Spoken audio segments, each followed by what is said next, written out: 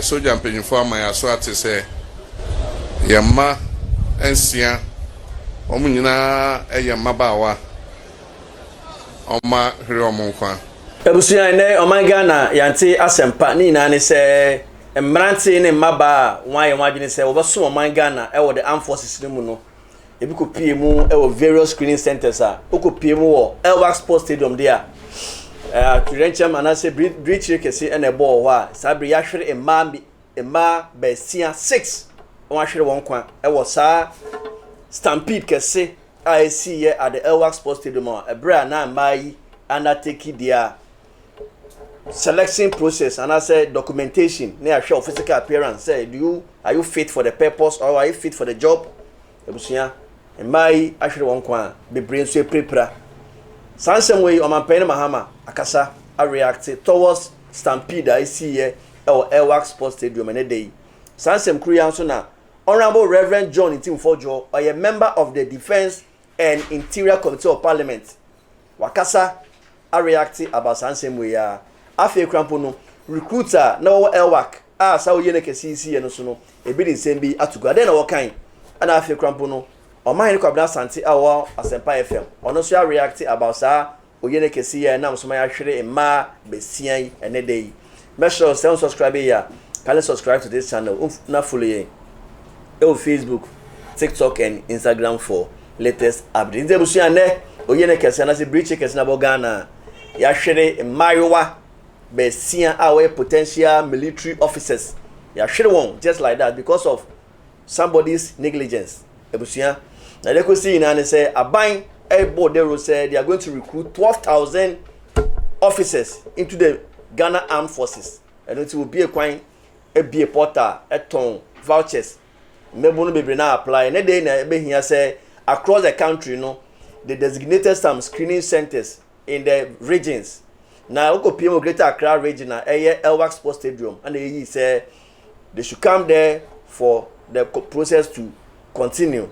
I know na so ma ebusuya obi nim de ba ye nipa ne ko bo peso because my text message actually say first batch embra ne on the 12th of November, second batch ebeko Thursday, na fourth batch ako Friday up to Saturday. Now so no bebre na bo peso because they think it will be the first come first serve basis and you know don no ko bo peso a enam so ma stampede just say obi ko obi mba wo ye ho hwe enye Emma Namsoma, Sabram can say, Yantia Sempa, Amaya Sherry, and Mayoa Bersia, 6 females who were also there to see whether they can be recruited into the Ghana Armed Forces. Ebusia, Fofi Antoine, with Gary Abama, Sabri, what Tiffy, my teacher, one summer, one share one qua, a bishop prepara, what that 37 military hospital, or Mampehina Mahama.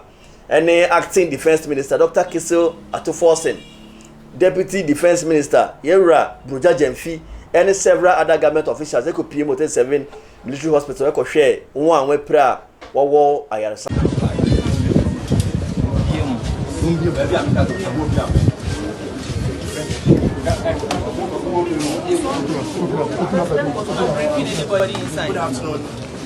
Ladies and gentlemen of the media, can I have your attention? Please calm down. Hold on. Calm down.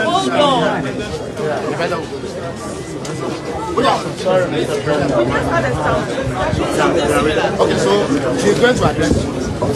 She's going to address you on the details of the casualties in order to set the record straight. So please go ahead. Introduce yourself. Be quiet and listen. I need to just get something straight. There's an erroneous information going out. The casualties we have that came through were 28 in number. Those who are dead are 6 and not 12. Those who are critical and in ICU are 5. We have 12 who are fairly critical. The rest are stable. Thank you.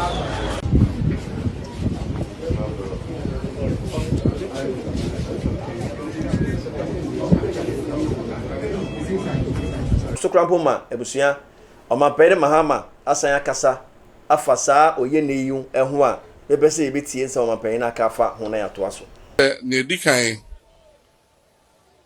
enne arehosem bi eto ye atorenchem bi eto ya nopai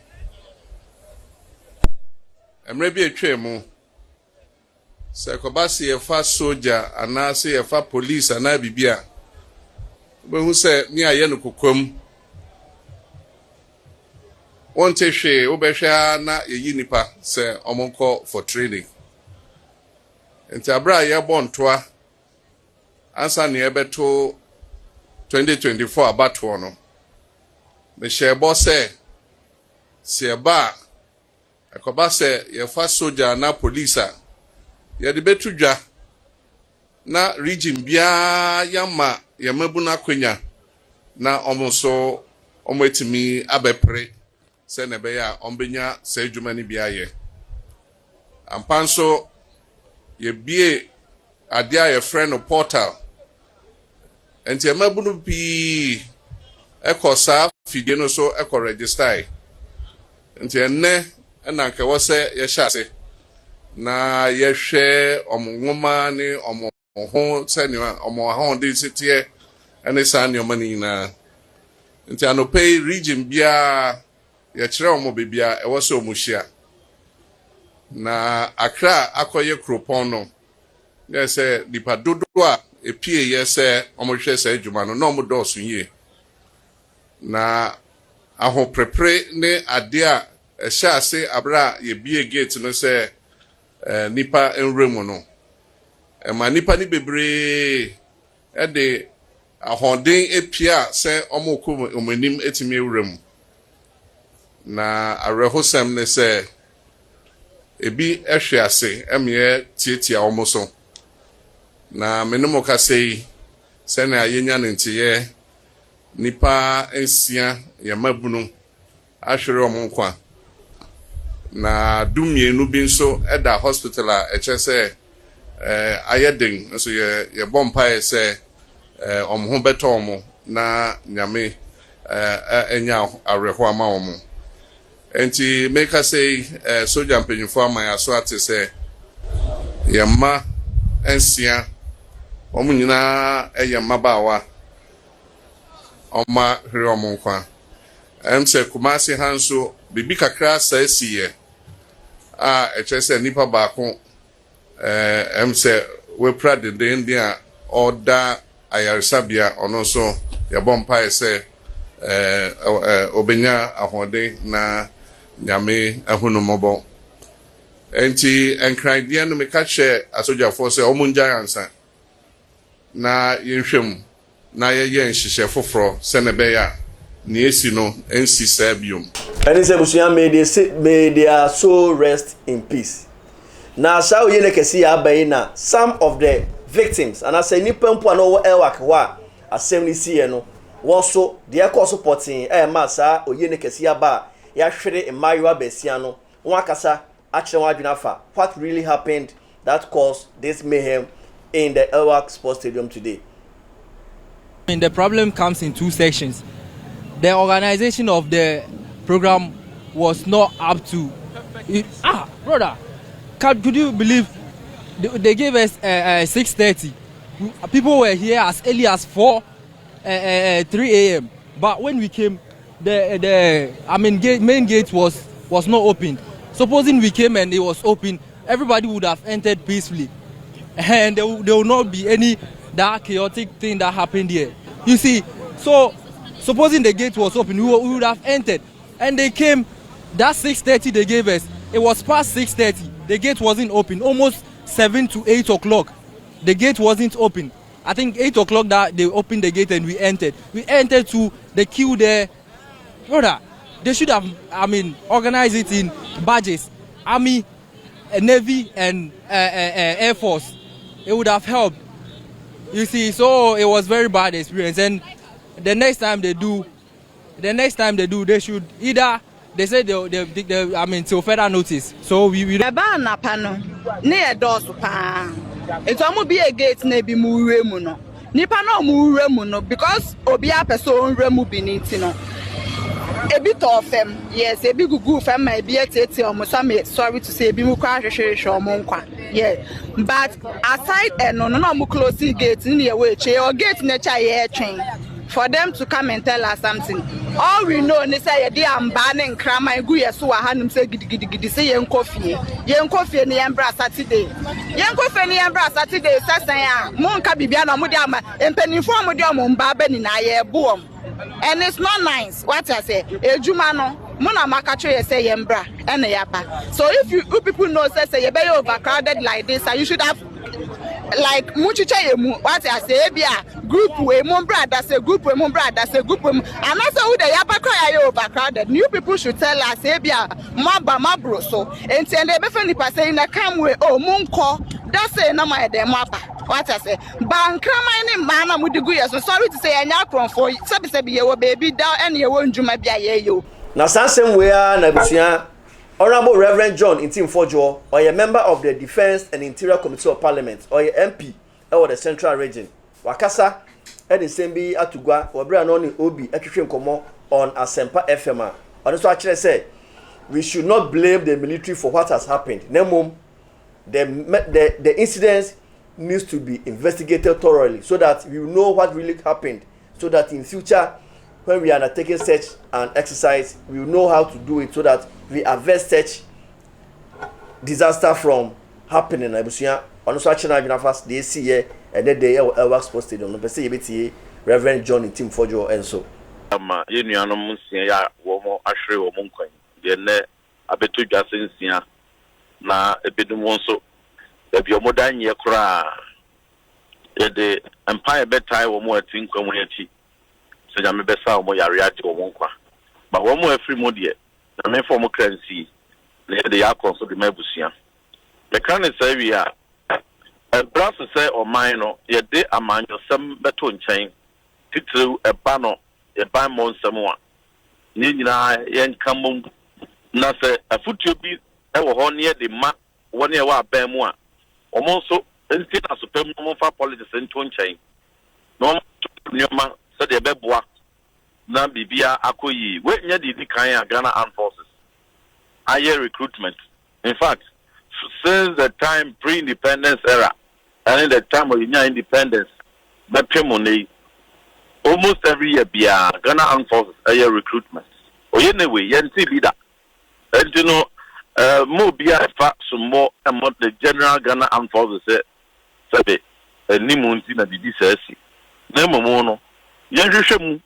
say then and a few days the woman to be at the ama sa fallout yi aba ama mrante ne mabawa akọ bochinku etiti a womo prepare ma ensiade womo ahwere womo nkwa na me before meto aso no dey me that the asefem ne very insensitive ni say ebra amanfo ahwere omade siansia ne ye pe kwa be fa so say ye stop process no ne hwehwemu ne ye nsia hunu bi free mo ne ye sese ne ma ye ansi ato aso no na the spokesperson any aban say wo mo ye press conference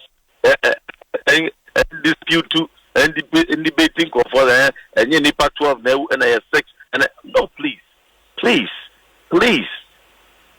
something as serious as this has happened. The first thing we have to do, we should suspend every screening process. Yes, suspend it across all the country because the whole is simultaneous. The aptitude test being on by selection is simultaneous. We be thrown at the same time.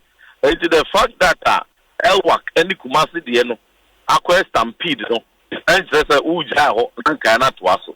Let's suspend all and then probe, and then we'll come back to continue. But see, one thing that is instructive is that bra, one more will be a portal. Man, the padodo apply, you know. At the back of my system, no, simple analysis, data analysis, OB.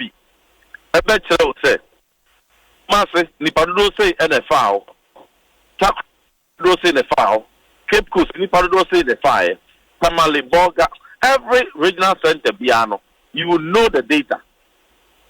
Data will tell you, say, Nipadodua, I selected Elwak, any Kumaseno, a dorsal. And you know, Simple analysis, a bit more who say, and Pimmo, will apply to Elwak and the Asante region. Won't be Father Crope and screening home. And to the essay, we say, oh, her number, now what's scheduled according to optimum number every day, piano, sent to be a bit to me, Afa. Even at all, Sir Kobasa, greater card, and a crown, and you won't mean you see one center and front to two. Elwaka. What you do is a center pana will configure system no not introduce you another decentralized centers, which means after 4 other additional centers equity within the capital and additional about 3 other centers Kumasi. So the beya crowd control no sabi won't be hurry one we sabi me call military me but even a civilian can plan this thing.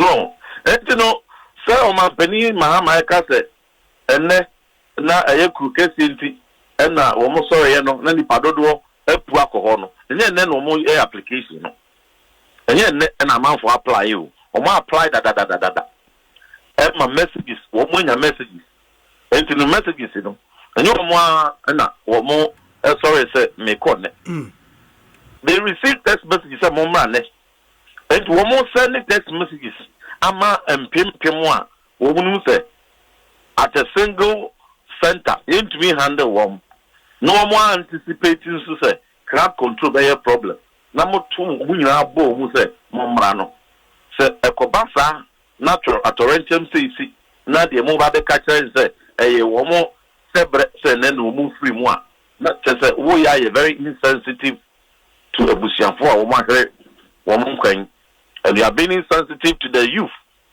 when you pass or person or some in mind no the course with them also no politics are one of the recruitment here Obeka almost started Sam George that you me pop started and you cover full soldiers are one at the 35 anyway therefore they were making very populist case. Oh, and so okay, can we hear when we are? Who said Nipano Sabi Kutupa? And that's why politicians or a full soldier so qualify, unqualified. What to me cry and so to Punkum Diabaho. We were warning them. Said you're more near dangerous, more politicized it. And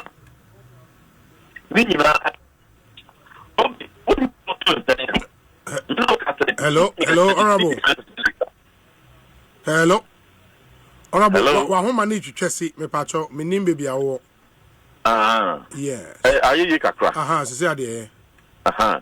Bosumi Miensani, you need defense minister. The leadership crisis at Ministry of Defense, you know, Mr. Atigbo Huderu say are dangerous and reckless for our country. Because a ministry as sensitive as defense, you know. Now, so what the defense minister, finance minister, or China over present in the budget, or not doing budget, you know. He has little time to be able to oversee and review operational decisions and strategies that are for recruitment, you know. He may have very little time to review it. We need proper leadership. Our Ministry of Defense, full-time leadership. There is leadership crisis. Now, baby, be a leadership crisis in security, you know. All these unfortunate things, you know, can happen. But you can avoid. Because, Minister for Defense, or your full-timer, or your what time, a Jumanwa. Soldier phone a brief, how are you going about it? He will ask questions. And how many applications came, center by center? Let's analyze it. How have you scheduled them? Somebody should have probed all these things and should have advised, and provided general guidelines and policy around how this year recruitment will be executed. Basali that's a punini ho. And they are dangerous. So the cano, I call BNT or the politics. No, one tea, and if I don't sign a more train at a rent, do sign a more train, and let's answer. What's he Ghana for? There's a reason why in the national security architecture, no, the defense minister and the military in some so immediately needed they almost suspend all community the king. Yes, sir. Oman Penny said, "Wa order say Accra, and Oman suspend it immediately." Yes, but you see, who suspended Accra? Not Kumasi the elsewhere. Also, your chairman, Uti Aqua Kuprao. I'm another stampede abansa. And someone yet to know, I want to restrain but one more a coho, and then new man, one more, in fact, a new man air cost of sentence, and need the editor, it must offer probe, must spend everything and probe this property. Ye probe near investigation, and when the uncle ye the culture, near listening in every year. We will invite them in very optimum budgets to continue the process. Yeah, but honorable, realistically, no, probably here for something like this. I mean, you name say from the call to action, say a man for and cut off form. Ghana Armed Forces in nipa do doa at all forms. Omunim region I will be our telling our kind of back end, no. They could see the numbers. And when you want to screen them, there is a whole director in charge of, your friend is saying, say manpower, Ghana Armed Forces, a whole director. And for such a person, to start with, I was in the panel copy baby cry etna.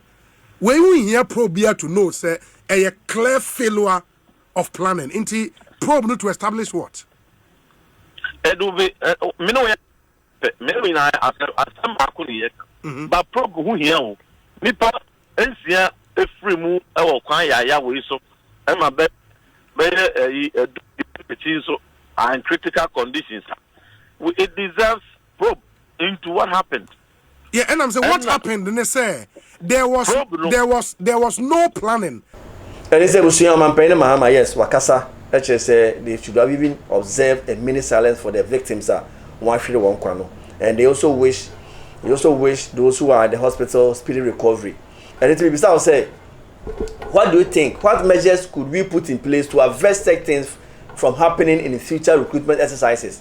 Is it the case, say, applicants don't know where are ordained because according to information reaching us, text message was sent to all the applicants as to when they should report at their various screening centers. And it's a member say, don't make up more Elwak, what bro, one I sank a net day on the 12th of November, because we are going to say, oh, some call now, a be an coach and I find the Panavia, and they thought otherwise, and the unfortunate incident has happened. And I'm so much the whole exercise at the Elwak Sports Stadium has been suspended indefinitely. Senator and Penfu put 2 measures in place to avert certain from happening during the exercise. And you see, and Nebusia and Sempa, a share at the ship by Sia. One plan in say, over Ghana Armed Forces, now so no stampede. If you how and now so a bufro, could just stadium not top that idea, Busia. When you sympathy, I'm because Obia Prinity is rather unfortunate now so in Yaba. We are calling on our authorities to put measures in place. And by Adachi, yes, Santesa as a film semi ABM. Ebusia, Yama Adesia actually won additioning in a Yako. A regrettable incident at SC. Very sure so much about Mammy in the comment section. Don't subscribe yet, so kindly subscribe to Musica TV. Now follow on Facebook, TikTok, and Instagram for latest updates. Bedamasi.